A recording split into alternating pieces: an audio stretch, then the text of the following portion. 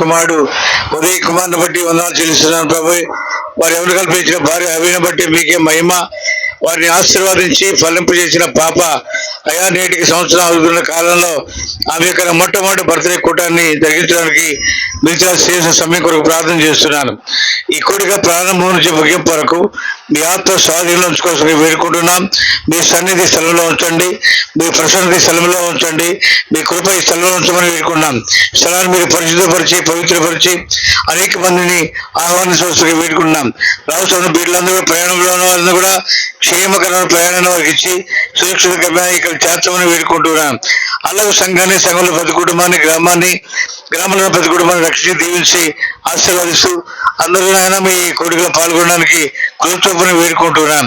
కోరిక ఏర్పరిచిన కుటుంబాలను దీవిస్తూ ఆశీర్వాదిస్తూ ఈ కోరిక ప్రారంభం నుంచి ముఖ్యమైన ఆత్మసాలు జరిగించుకుంటూ హవీలా అనబడే పాప భర్త కుడి జరుగుతుండగా అయ్యా ఆకాశం మీ యొక్క దీవెనాశీర్వాదాలు వచ్చిన బంధువు రక్తం సేవలు అందరూ దీవెన బిడ్డపై మెండుగా ఉండేలాగా మీ సహాయం కోరుకుంటూ ఉన్నాం. రాష్ట్ర బిడ్డలు క్షేమంగా తీసుకురండి. పాటల వారి బిడ్డలు అభిషేకించండి. పాడుతుండగా మీ వారి యొక్క స్వరాలు దర్శించి మీ నామాన్ని మహిమకరంగా వారిని వాడుకోమని వేడుకుంటున్నాం. అయా ప్రయత్నాల నుంచి దైవ సేవ రాబోతుండగా వాళ్ళ క్షేమంగా తీసుకురండి. వాక్యవతి మీ దాసుని మీరు బలపరుస్తూ అద్భుత పరిచయం జరిగించి మీ నామాన్ని మహిమ తెచ్చుకోవాల్సిందిగా యేసుక్రీస్తు వారి శ్రేష్ఠనామములో అడిగి ప్రార్థించి పొంది ఉన్నాం మా ప్రియ పరలోకపు తండ్రి. ఇచ్చిన గొప్ప ప్రణాళిక బట్టి వాళ్ళు కృతజ్ఞత కూడిక కలిగి ఉన్న విధానం బట్టి మీకు వందనాలు చెల్లిస్తాం ప్రభువా. పాడిన పాటల ద్వారా మీకే మహిమకరంగా ఉండాలని, వాయించిన వాద్యాల ద్వారా మీకే మహిమకరంగా ఉండాలని, ఇక్కడ కూడి వచ్చిన పెద్దలందరిని బట్టి కూడా దేవతండి మీకు హస్త కింద వారిని భద్రపరచండి. కాబట్టి మీరు సోదరులు ఉంచకండి. మమ్మల్ని అందరూ కూడా మీ చేతులకు అప్పచెప్పుకుంటూ మమ్మల్ని మేము తగ్గించుకుంటూ మేము హెచ్చిస్తూ మా ప్రవేశకి ఇస్తామని అడుగుతున్నాం తండ్రి. ఆమేన్.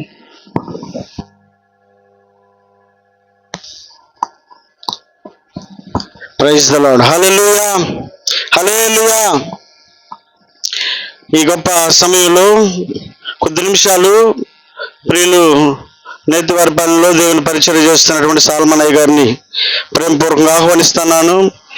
ఈ సమయాన్ని సద్వినియోగపరచుకోవాలని దైవజనులకి అప్పగిస్తా ఉన్నా.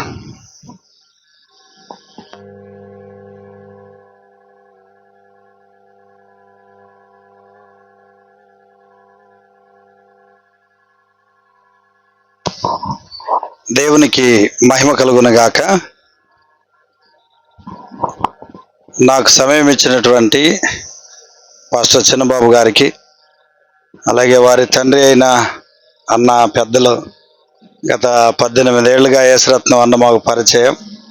వారి సేవ, వారి అనుభవాలు అనేక సందర్భాల్లో మాకు బాటలుగా మేము ఎదగడానికి కూడా వారి అనుభవాలు ఉపయోగపడ్డాయి. అందుని బట్టి వారికి వందనాలు తెలియజేస్తున్నాను. జోసెఫ్ గారికి వందనాలు, దైవజనులకి వందనాలు, నన్ను ఆహ్వానించిన కుటుంబం, ఉదయ్, హవీలా, వారి తల్లిదండ్రులు, వారందరికీ కూడా ప్రభునామంలో నేను వందనాలు తెలియజేస్తున్నాను. చిన్నబాబు గారు చక్కగా ఒక మాట చెప్పారు, కాలం గురించి చెప్పారు అని. చెప్పకనే చెప్పారు అన్నమాట.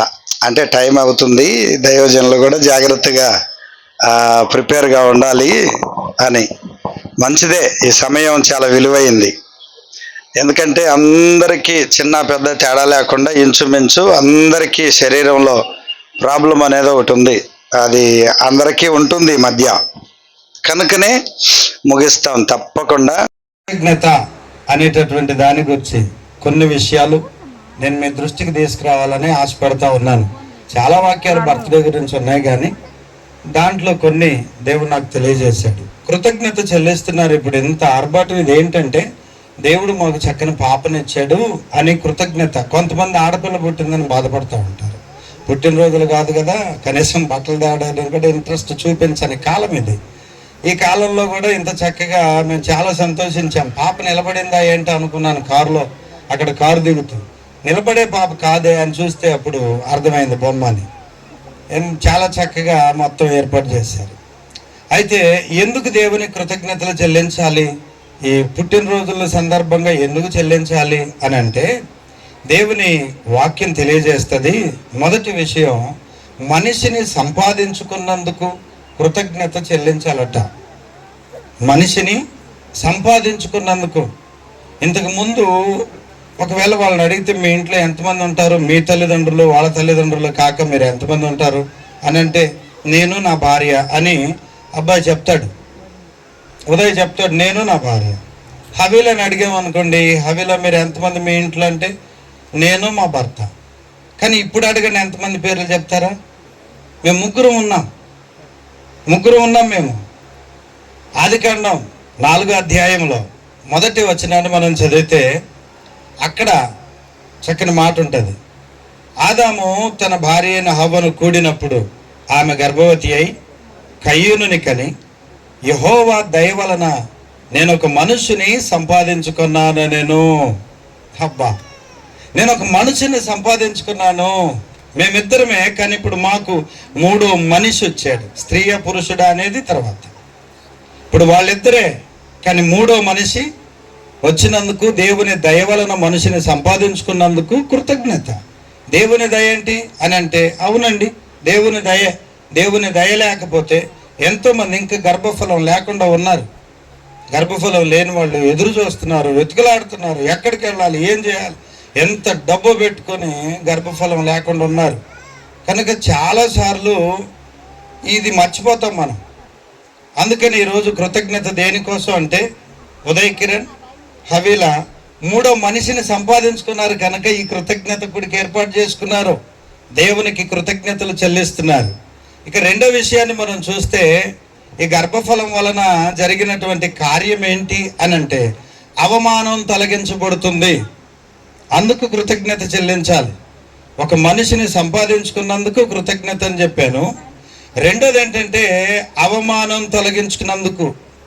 దేవుడు హన్నా జీవితాన్ని మనం గమనిస్తే, హన్నా జీవితంలో చాలా అవమానం ఉంటుంది.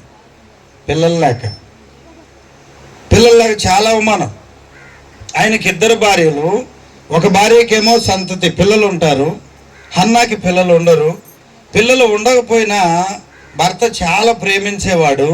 ఆయన ఏమంటాడంటే, నేను నీకు 10 మంది పిల్లల కంటే ఎక్కువ కదా, నేను మంచిగా చూసుకుంటున్నాను కదా, వాళ్ళకు 1 పాలు ఇస్తే నీకు 2 పాలు ఇస్తున్నాను కదా, నీకేంటి అంటే అవమానము. పిల్లలు లేరు అనుకోండి, ఈ బజార్లో నడుచుకుంటూ వెళ్తుంటే తలా ఒక మాట అంటారేమో, పిల్లలు లేకపోతే ఎగతాలు చేస్తారేమో. ఎంతో అవమానం. 1 సమూయేలు గ్రంథం 1వ అధ్యాయం 6వ వచనం నుండి 11వ వచనం వరకు నేను చదువుతున్నాను. యెహోవా ఆమెకు సొంత లేకుండా చేసి ఉన్న హేతువును బట్టి ఆమె వైరి యగు పెనిన్న ఆమెను విసికించుటకై ఆమె కోపం పుట్టించుచు వచ్చను.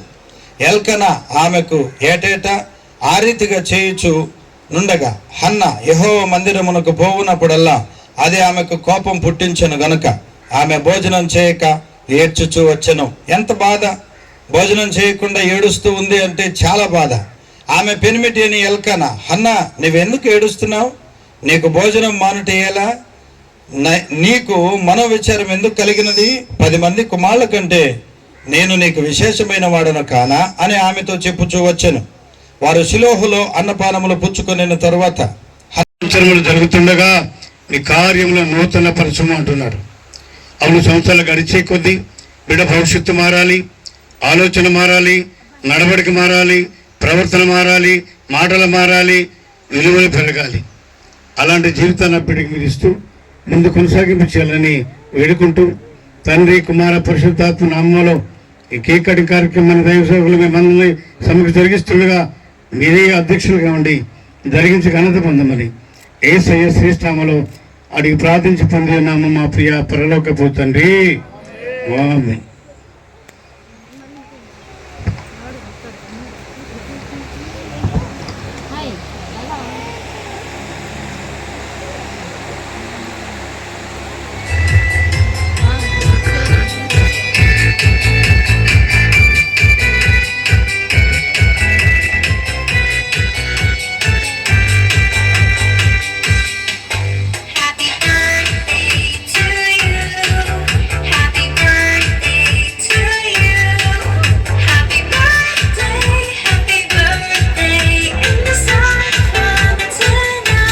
అందరు చప్పట్లు కొట్టండి.